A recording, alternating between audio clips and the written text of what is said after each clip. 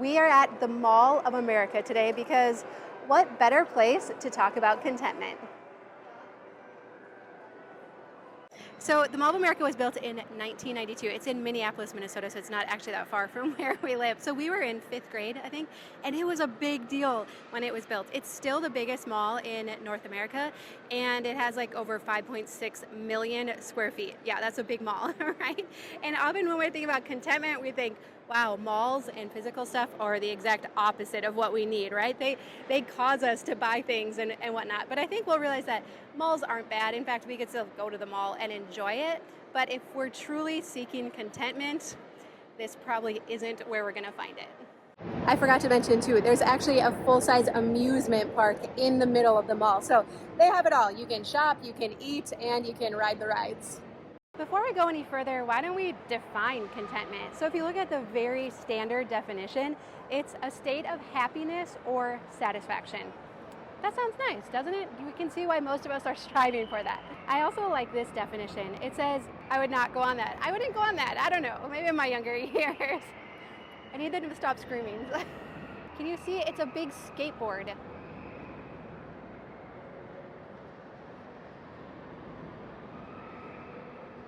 I don't know. Maybe I'd go on it. I don't know. All right, I like this definition of contentment too.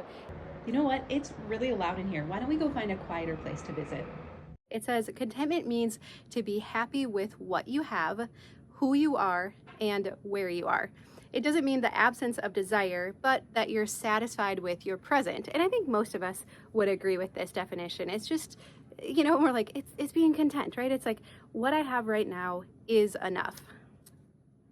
So I think there's a path to contentment that we can take, and you might not be surprised. I want to go to that path today. You might not be surprised that I think it actually starts with decluttering. So if we look at decluttering, what decluttering does is it desensitizes us to consumerism. So through the process of decluttering and getting rid of stuff that we've bought, recognizing the empty promises, how we bought these things thinking it was going to make our life better and easier, that we're desensitized to all of the marketing that's going to continue to come at us that promises that these products are going to make our life better and easier. So we first declutter, and that helps to break our consumerism habit. And through this process too, it helps us to recognize needs versus wants. So again, marketing causes us to believe that everything is a need, right? Every product out there I need because it's going to solve my problems.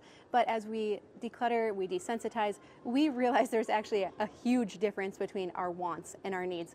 We can cover our needs with, most of us have everything in our home already, right? To cover our basic needs. And look at this. This is a self-heating ceramic mug. If we're trying to tell the difference between wants and needs, I think this might actually be a need. And so it's actually very cool because many of us have gotten frustrated with ourselves that why do I keep buying stuff all the time? Why do I give into the marketing? Why do I make these impulsive decisions? Well, the marketing's brilliant, right? But as we declutter, it really helps us to look at stuff more clearly and to recognize, is this really something I need and that's going to make my life better? Or is it just a want? And it helps us to clarify and to not make those impulsive decisions anymore. I really do think there's so much wisdom in being able to distinguish wants from needs. And I'm not getting down on you because if you fall prey to marketing, they're working so hard to get you to buy stuff, right? And the message is constantly, buy this and you'll be happy. Buy this, you'll be content. Buy this, you'll feel satisfied, right? So we all fall into it, but we just keep practicing and we get better and better at it. But the other thing that it does then is as we get our house decluttered and simplified, I feel like it frees up our time and energy so that then we can think about helping other people. And I think this is where we start to see the difference in our lives and where I would say that no, minimalism doesn't just automatically lead to contentment, right? I believe you could declutter your whole house, purge everything out of your house, and still not actually find contentment, because I don't think contentment comes just from breaking the buying habit and just from simplifying our house. I think there's also a component that we can get to next of helping other people. So I think, and what I've experienced in my own life is that when we help others, that makes my life feel meaningful. I feel important. If I can impact someone else's life, that means my life actually makes a difference. And recently we've been, raising money for Dorothy's house down in Mexico. Our goal, this was so cool, our goal was to raise $37,000 to be able to put in a well for her and the women that live down there. And we blew that away. We raised over $50,000. Any money that continues to come in for our bundt cake recipe book will continue to go to Dorothy's house to help support them. I recently saw this reel from TK Coleman, and I just thought it was so good when he was talking about, like, why do we get into gossip and drama and all that. So I want to play that real quick because I thought it was so good. The reason we're so addicted to scrolling, to gossip, to news stories, to things that are dragging us down is because if we're honest with ourselves, we're compensating for the total absence of thrills and adventure and positive drama in our own lives. Yeah. We need some drama. We need challenges. We need difficulties to overcome. We need a mission. We need a purpose. We need something that gets us out of bed and makes us feel alive. And when we don't have that, we go seeking it in the entertainment industry. We go seeking it online and arguments and so on. And so it's not good enough to say, I'm just gonna stop watching this stuff. I'm gonna stop consuming this stuff. You've gotta ask, what am I going to start doing instead in order to get that adventure in a way that's healthy? And so I think he is exactly right on. We do need drama in our life, right? Like, we all need a little excitement, a little drama, something to overcome. But I do think it feels more meaningful and purposeful when there is someone and someone else that we're helping, and there's some kind of cause that we can help rally behind and people that we can help support. I think each of us are called to a people group or a person or someone. It might be someone right in our area, it could be our neighbor, our own family for sure, or it could be something bigger, more globally. It's different, right? It's unique to each of us, and so I don't want to like put any kind of like parameters on it. But I do think that when we're able to help others, that then leads to meaning, which also helps with this idea of happiness and contentment. And this is reinforced, we've talked about the hierarchy of happiness before. And again, we talk about how you only find physical items on the two lowest levels, right? And it's really just in reference to our physical needs being met of safety. We need shelter, we need clothing, we need food, right? We need a vehicle. But we've talked about before how once you get nicer clothes and a nicer home and a nicer car, it doesn't actually move you up the hierarchy of happiness. We don't experience more happiness, or it's very short-lived, right? We get a new car, we have a spike in happiness, and then within a week or two, we're just back down to our base level of happiness, right? We've experienced this. And we've also talked about how when we have more and more stuff to manage, it bogs us down in these two base levels.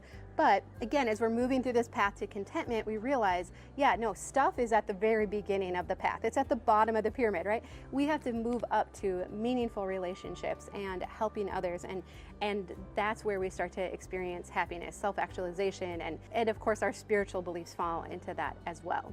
But then here's what's cool too. Now, I know many people, they talk about like contentment, and a way to get there is to do gratitudes, right? So have a gratitude journal every day, write 3 or 5. I think Dr. Paul even said at one point, write 24, right? But what I've found, again, as we're going down the path here, is that we start to help others, and that helps us to find meaning, but it also helps us to naturally have an outflow of gratitude. So again, when we were down in Mexico and we're just seeing the living conditions there, you could not help but come back home and be like, oh my goodness, we are so spoiled, right? We have everything. We have abundant shelter and abundant clothing and abundant food. And I've talked about this before when we got back. It depends who we're contrasting against, right? If I look at, like, we literally across the road from us have a neighbor who has a house that is probably 3 times as big, has much newer and nicer vehicles, probably wears nicer clothes, right? And so when I'm contrasting my circumstances to them, everything that we have looks like less. And it just is what it is. But then we go and we serve someone else and we help someone else. And now we are looking at us in comparison to them. And we're like, oh my gosh, we have so much. We are so spoiled. We are so fortunate. We are so blessed. Whatever words you want to use for it, right? We have everything. So it really makes a difference who we're comparing to. But again, I feel like as we've shifted our focus from the stuff and managing the stuff to helping other people, now again, as we go down the path, gratitude just naturally outflows from that. Like, it's just inevitable. It's not even something I have to work at. I don't need a gratitude journal, right? I mean, they're great. I'm not getting down on gratitude journals, right? But I I don't even have to make an intention of doing that because it is such a natural outflow then of my circumstances and my life. And so it becomes very easy then to find contentment. So again, I really like what TK Coleman says. He says, our desire for drama is an expression of our more fundamental aspirations to feel alive. When that need isn't being met in a healthy way, our efforts to compensate lead for unhealthy addictions. But this is good news, right? Because lots of us will say, I need to, scroll less, I need to be on my phone less, I need to do this less. And what I found is that as we do more of these things that lead to contentment, like helping others and focusing on other people, that again, we are finding that drama or that we're looking for, that excitement or that need to conquer something in other places. And then the habits of being on Instagram too much or YouTube too much or whatever, they just start to fall by the wayside. So again, I don't think we have to start, we necessarily have to battle our flesh when it comes to all of this. We just need to add in something that we can achieve and that we can conquer. And if that sounds a little bit overwhelming or wishful thinking or like, yes, Dawn, I know, I would like to get to that. Again, I think if we go back to the beginning of this path here and we work on decluttering our homes, I do think it is a very important step in the path to contentment. Again, it won't solve everything, but I think it moves us down the path and it helps us to get to where we want to go. So I do think if you're like, I don't even know where to start or who to help or whatever, focus on decluttering your house. I definitely feel like as we simplified our house and got rid of the stuff, it became so much easier to entertain these ideas of, well, who would we help? Where would we go? What would we do? It's hard too when there's so many beautiful things. Like, doesn't this just look like that would make your morning go better if you had that in your kitchen? I mean, it really is pretty, isn't it? So in conclusion, I don't think malls are bad. I don't even think stuff is bad. I just don't think it satisfies. So if we're hoping to find a little more contentment in the new year, I don't think it's gonna be here. But I do hope we can spend some more time together. I would love to help you declutter your house. I know how good it is on the other side, and I really want that for you too. All right, so I'm gonna head out of here, but I love you. I hope you have a really good day, and I'll see you again soon.